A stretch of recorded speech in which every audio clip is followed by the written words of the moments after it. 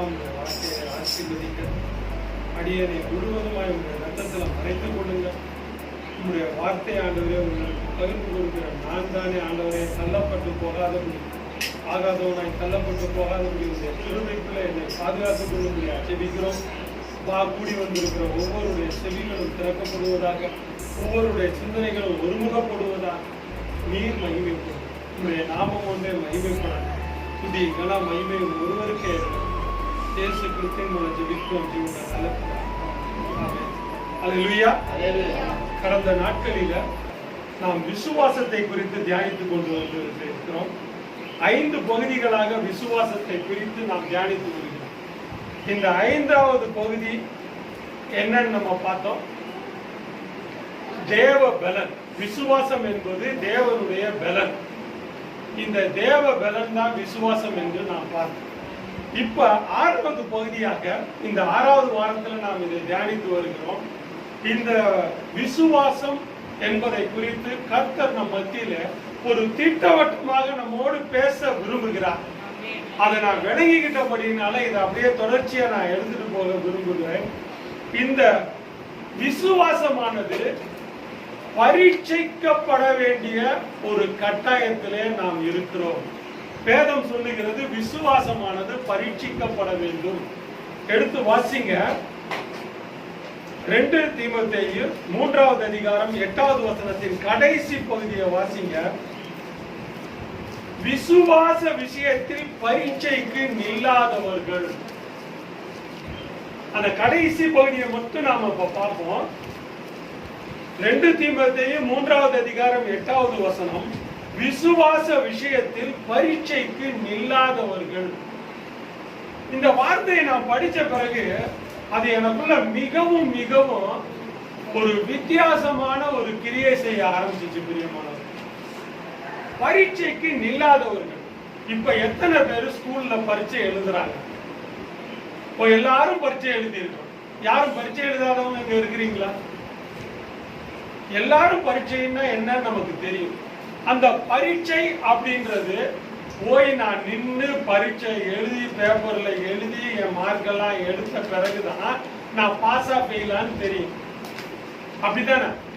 அப்ப பரீட்சைக்கே நான் போகல, பரீட்சைக்கே நான் போய் நிக்கல அப்படின்னா என்ன என்னன்னு சொல்லுவோம்? ஃபெயில்னு சொல்லுவோமா, பாஸ்ன்னு சொல்லுவோமா? ஃபெயில்னு சொல்ல மாட்டான். எழுதி ஃபெயிலானா மட்டும்தான் ஃபெயில்.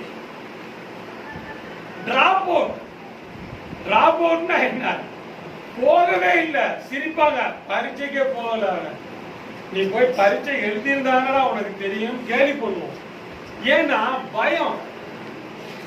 தன்னுடைய பயத்துல அவன் பரீட்சையே எழுதாத போயிடறான். அப்ப இந்த இடத்துல ஆண்டவர் என்ன சொல்றாருன்னா, பரீட்சைக்கு நில்லாதவர்கள், பரீட்சையில் நில்லாதவர்கள், பரீட்சைக்கு நில்லாதவர்கள் சொல்ற. அப்ப இந்த பரீட்சைக்கே நம்ம நிக்கலன்னா நம்ம என்ன, நம்முடைய தரம் என்ன, தன்மை என்ன நம்ம புரிஞ்சுக்க முடியுமா? ஒரு விசுவாசியினுடைய தரத்தையோ, ஒரு விசுவாசியினுடைய தன்மையோ, ஒரு விசுவாசியினுடைய பலத்தையோ நாம புரிஞ்சுக்க முடியுமா? ஒரு 5 கிலோ தூக்குறவனை தூக்கி ஒரு 5 கிலோவை தூக்குன்னு சொல்லி கொடுத்தோம்னா 5 கிலோ அவன் தூக்கிடுவான். அவன்கிட்ட 50 கிலோவை கொடுத்து தூக்குவோமா? முடியாது. அப்போ நமக்கு ஒரு பயிற்சி தேவை. அந்த பயிற்சியில பரீட்சை தேவை. அந்த பரீட்சையில நாம் வெற்றி பெற வேண்டும் என்று கர்த்தர் விரும்புகிறார். இதெல்லாம் அவர் என்ன சொல்றாரு? ரோமர் 5வது அதிகாரம் 3வது வசனத்தை வாசிங்க.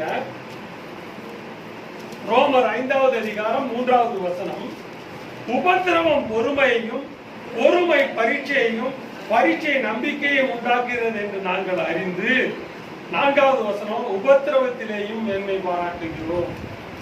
அப்ப உபத்திரவம் ஒரு விசுவாசிக்கு வருது அப்படின்னு சொன்னா அது எதுக்காக? இன்னைக்கு நிறைய பேரு இந்த உபத்திரவம் நமக்கு வந்தாலே உடனே என்ன சொல்றோம்? ஐயோ, ஏன் தான் இந்த ஆண்டவர் என்னை எப்படி சோதிக்கிறாரோ, நான் மட்டும் தானே இந்த உலகத்துல இருக்கிறேன். இந்த கேள்வியை தான் நம்ம கேட்கிறோம். அப்போ உபத்திரவத்தை கர்த்தர் ஒவ்வொருவருடைய வாழ்க்கையிலையும் அனுமதிக்கிறவராய் இருக்கிறார். அந்த அனுமதிக்கிறதற்கு காரணம் என்னன்னா, மகனே மகனே நீ ஜெயிக்கணும், மகனே மகனே நீ பாஸ் ஆகணும். ஆனா நம்ம பாஸ் ஆகிறது இல்லை. பாதி பேர் பரீட்சையிலேயே நிக்கிறது இல்ல. பாதி பேர் பரீட்சையில நிக்காம பயந்து ஓடி போயிடும். கிறிஸ்துவை விட்டு விலகுகிறவர்களாக நாம் மாறி போயிடும். பாதி பேர் பரீட்சை எழுதும் போது கிட்டத்தட்ட 75-80% பேர் தோற்று போகிறவர்களா இருக்கிறோம்.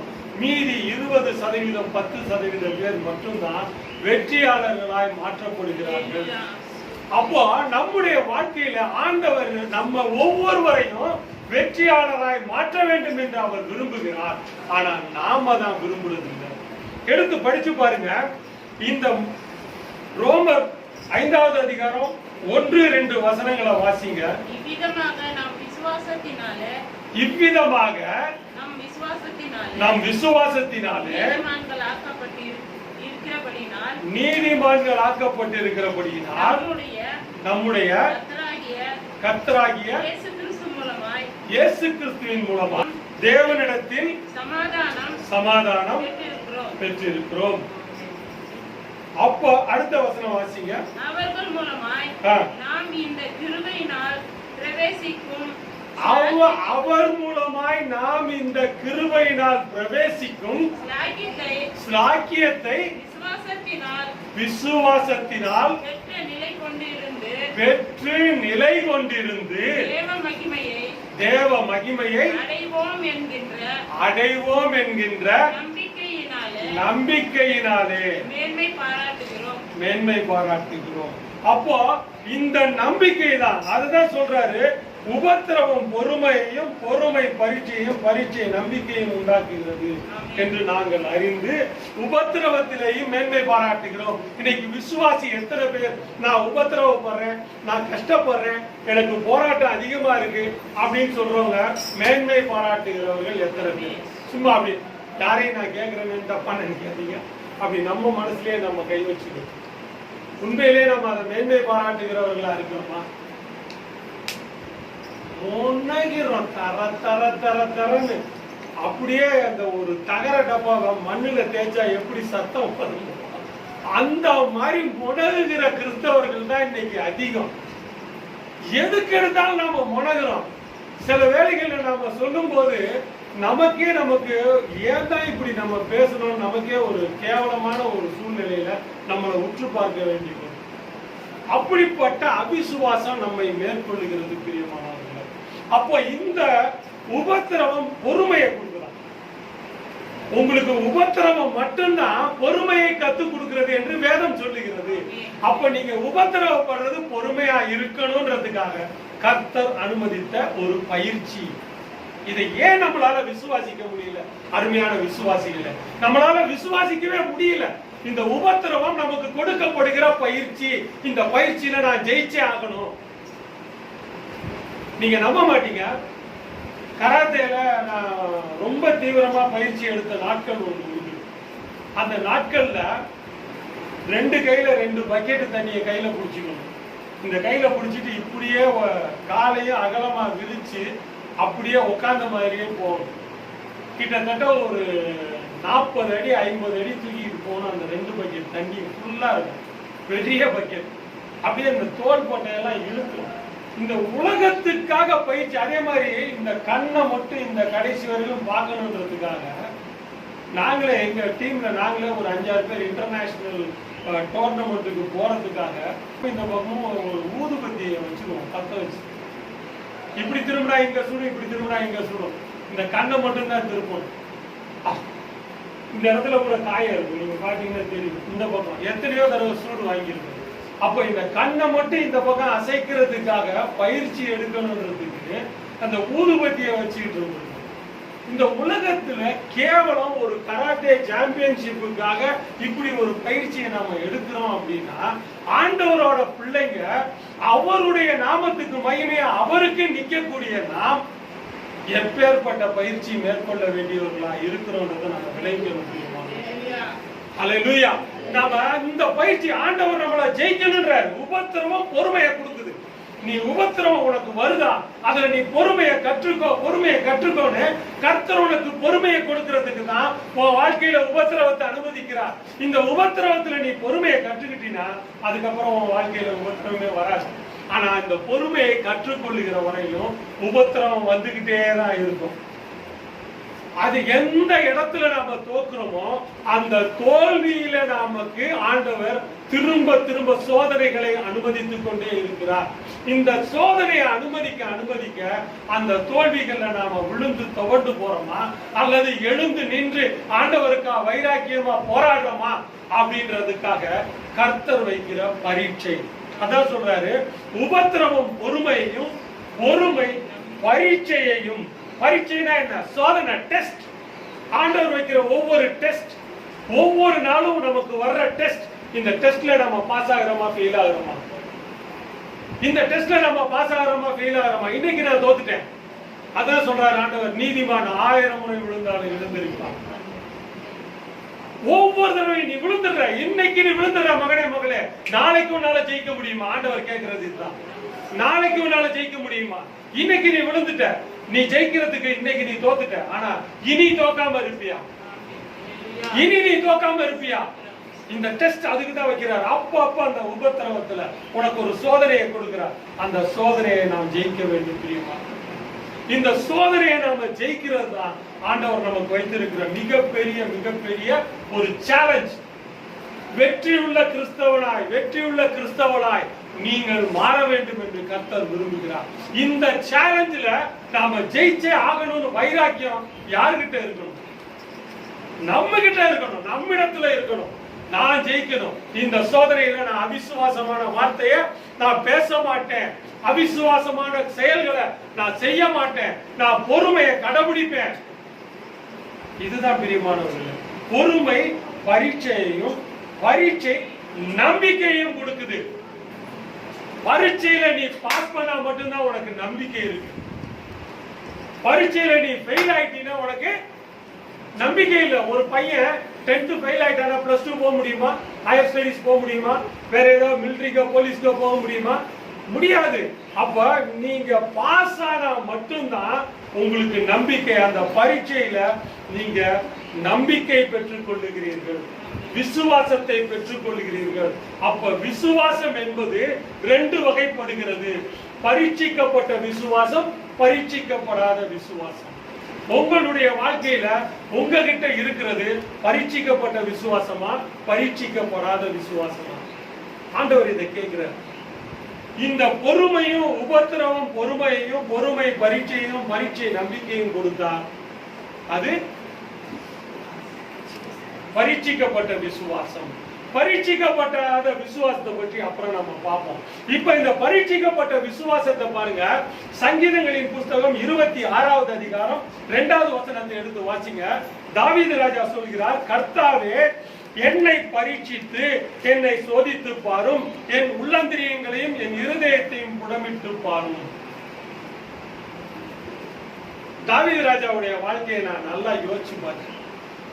அவர் எவ்வளவு தெளிவா பேசுறாரு பாருங்க. இது ஆண்டவர் சொல்லி இவர் சொல்றாரா, இவரா சொல்றாரு? இவருடைய இருதயத்தின் வாஞ்சையவே அவர் சொல்றாரு. அவருடைய இருதயத்தின் வாஞ்சையை சொல்றாரு. என்ன சொல்றாரு? கர்த்தாவே என்னை பரீட்சித்து என்னை சோதித்து பாரும், என் உள்ளந்திரியங்களையும் என் இருதயத்தையும் புடமிட்டு பாரும். எவ்வளவு ஒரு ஆணித்தரமான ஒரு வார்த்தை அவர் சொல்றது. அவர் தேவனிடத்தில் வைக்கிற வேண்டுதல். இது அவருடைய வேண்டுதல். அவருடைய வேண்டுதல் என்னன்னா, ஃபர்ஸ்ட் சொல்றாரு, என்னை பரீட்சித்து சோதித்து என் உள்ளந்திரியங்களையும் சோதித்து என் இருதயத்தையும் புடமிட்டு பாரு. அப்ப உள்ளந்திரியம்னா உள்ளுக்குள்ள இருக்கிற எந்த மூலையிலேயாவது உண்மை துக்கப்படுத்துகிற விஷயம் இருக்குதா, உண்மை வருத்தப்படுத்துகிற விஷயம் இருக்குதா அப்படின்றத என்னைய சோதிச்சு பாருங்க. என் இருதயத்தை புடமிட்டு பாரும். நெருப்புல கூட போட்டு பார்த்துருங்க. எப்படிப்பட்ட ஒரு ஓபன் டிக்ளேர் வேண்டுதல். இந்த வேண்டுதலை நம்ம ஆண்டவர்கிட்ட வைக்க முடியுமா? இன்றைக்கு நாம் வாழ்ந்து கொண்டிருக்கிற விசுவாசிகள் இந்த வேண்டுதலை கர்த்தரிடத்துல வைக்க முடியுமா?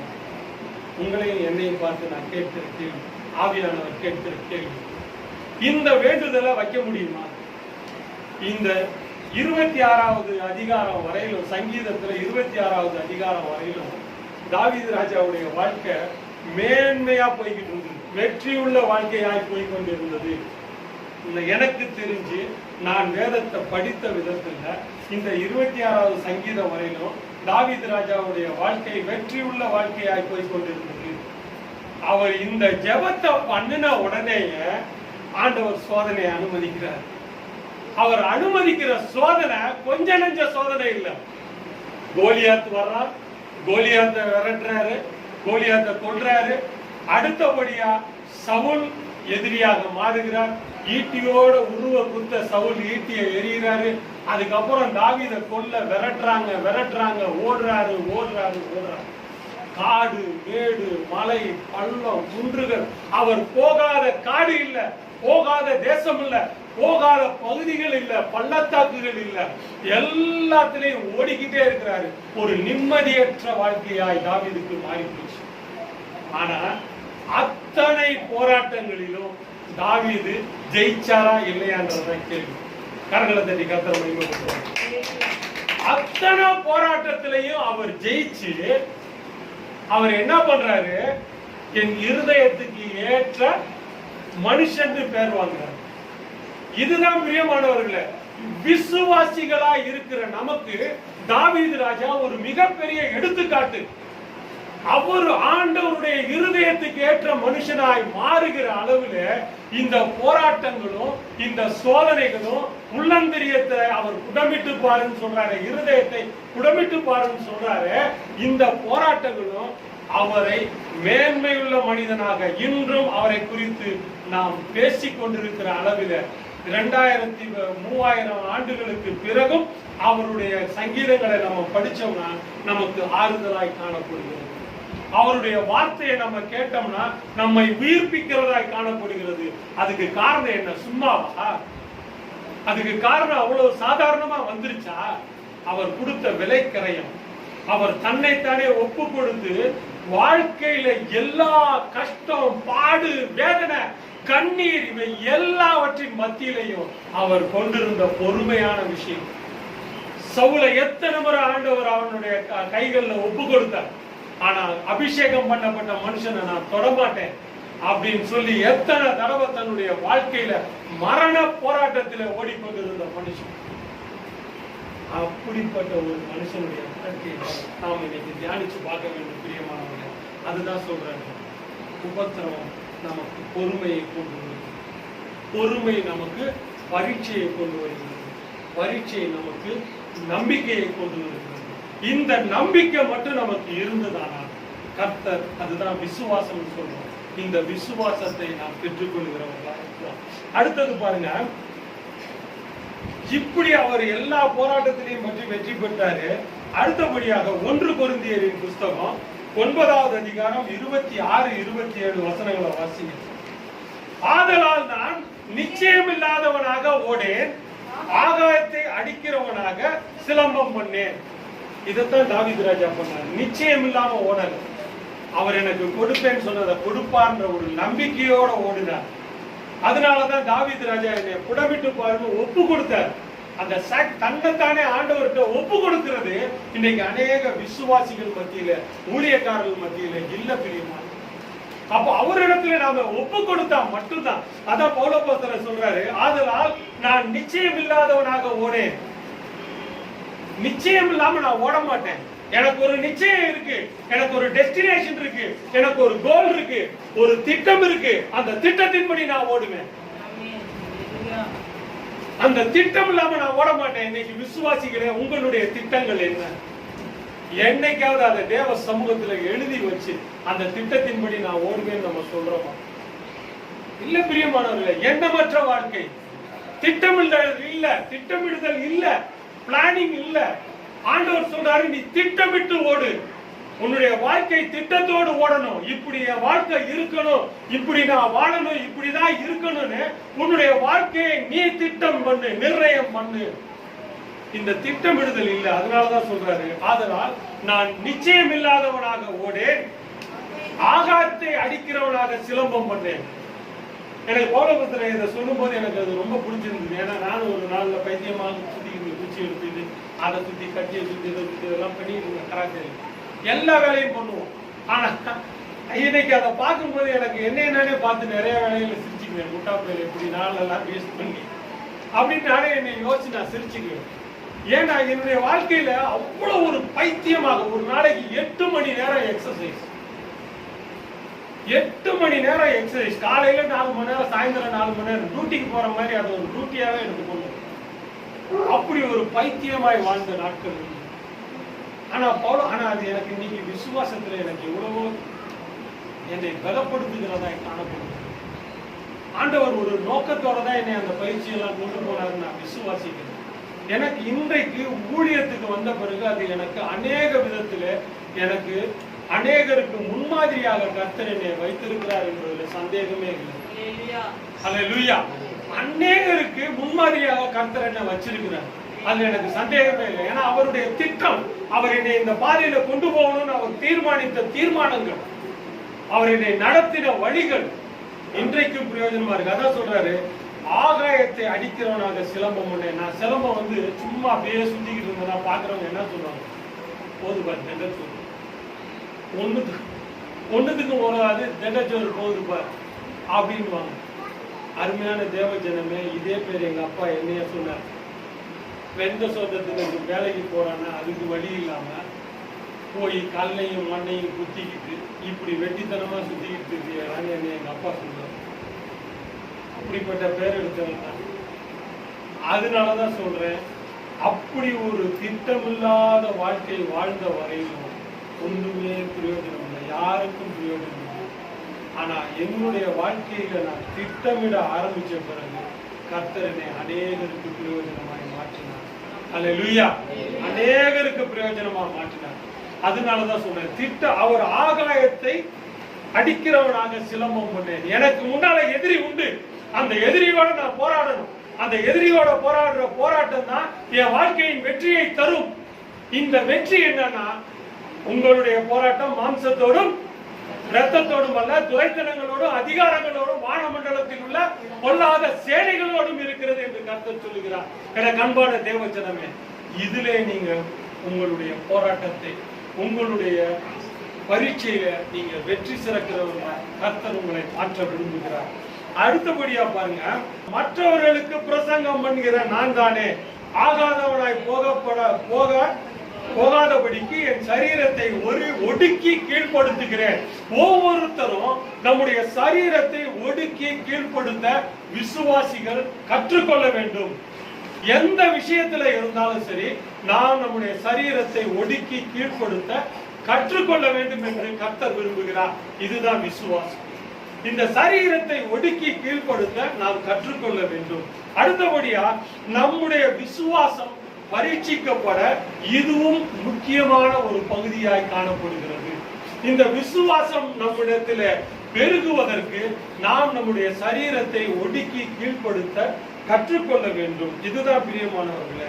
அது மட்டும் இல்ல, இன்னும் பாருங்க, 2 தீமோத்தேயு 3வது அதிகாரம், இதுல அவர் என்ன சொல்றாருன்னா, பரீட்சையில் நில்லாதவர்கள் யாருன்னு நான் ஏற்கனவே கேட்டேன் இல்லையா?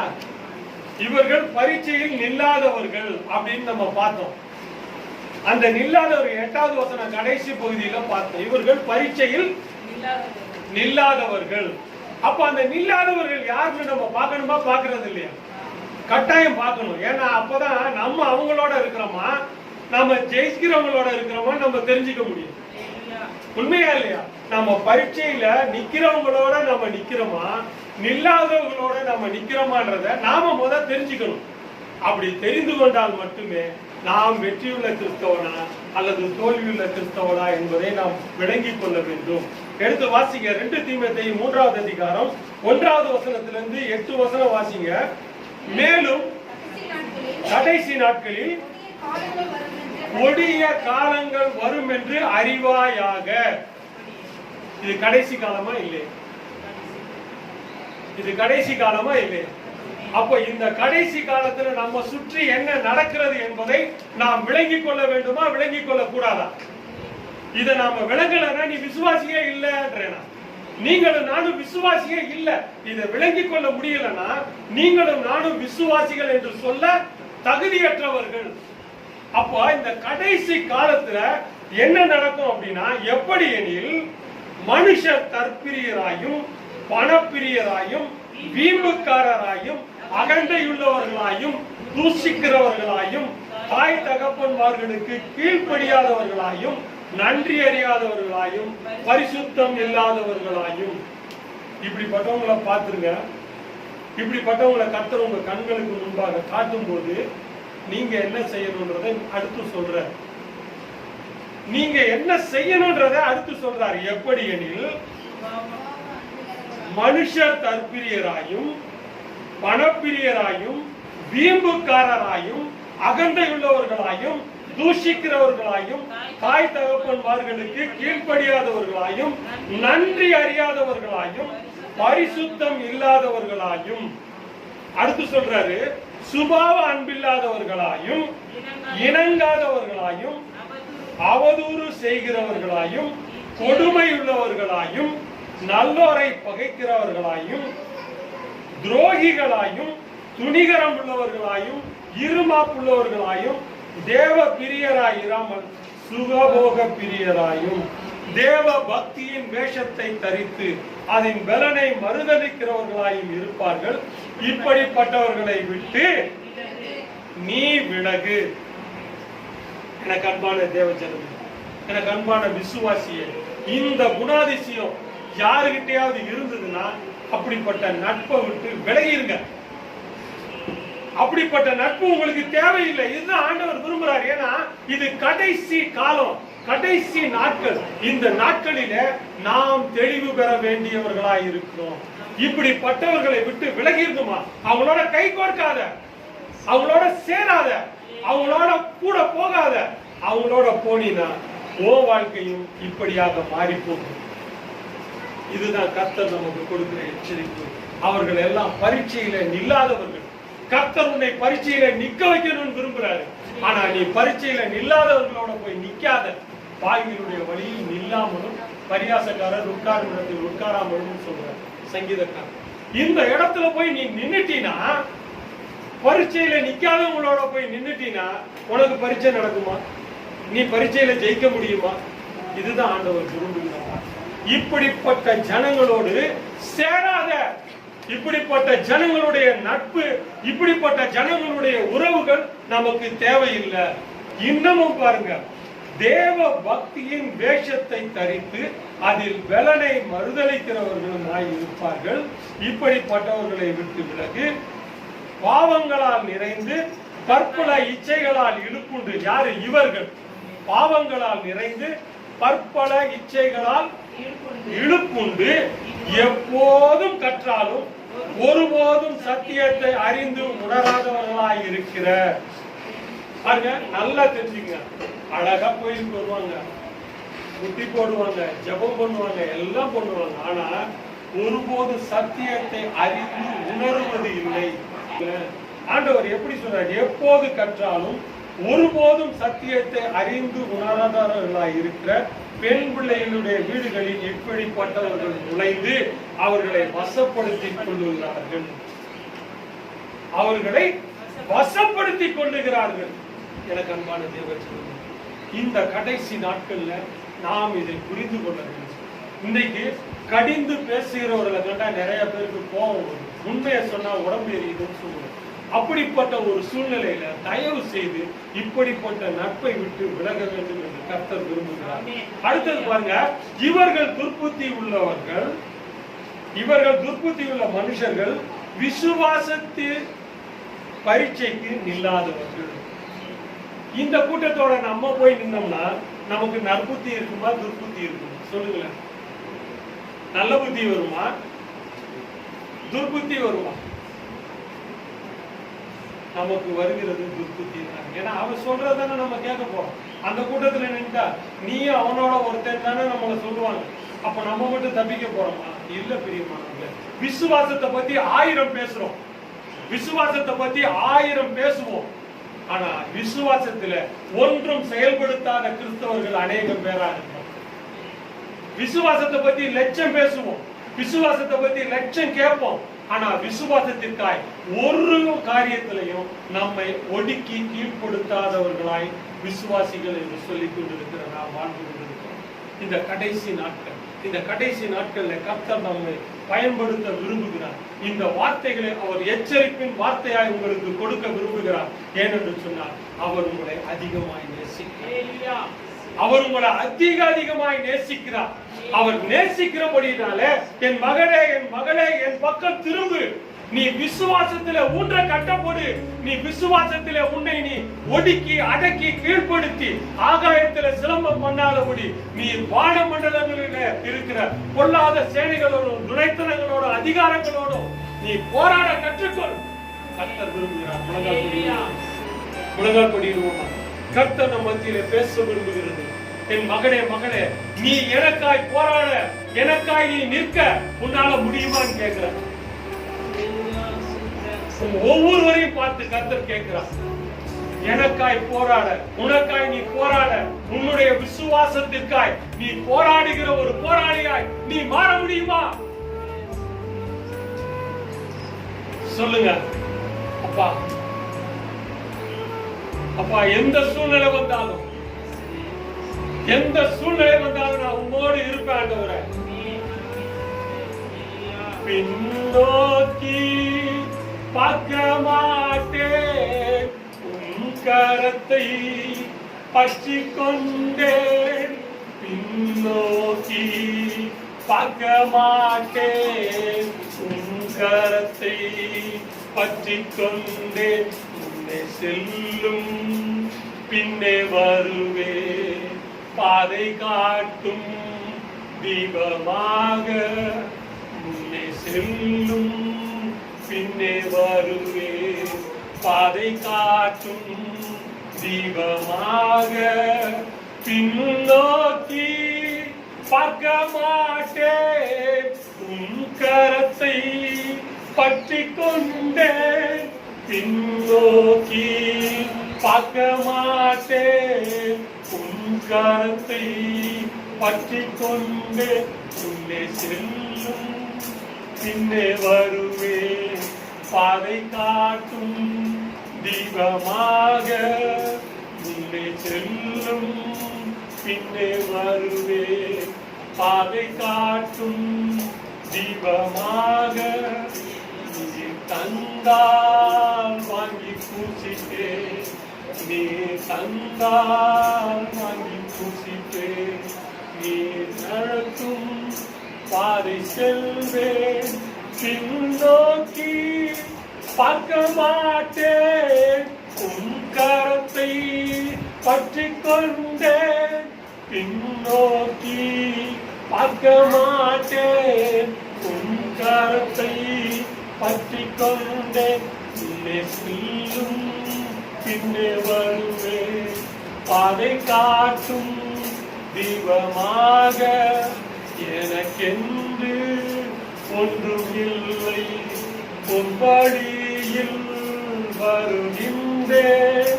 பின்னோக்கி பார்க்க மாட்டேன், உன் கரத்தை பற்றி கொண்டேன். பின்னோக்கி பார்க்க மாட்டேன், உன் கரத்தை பற்றி கொண்டேன்.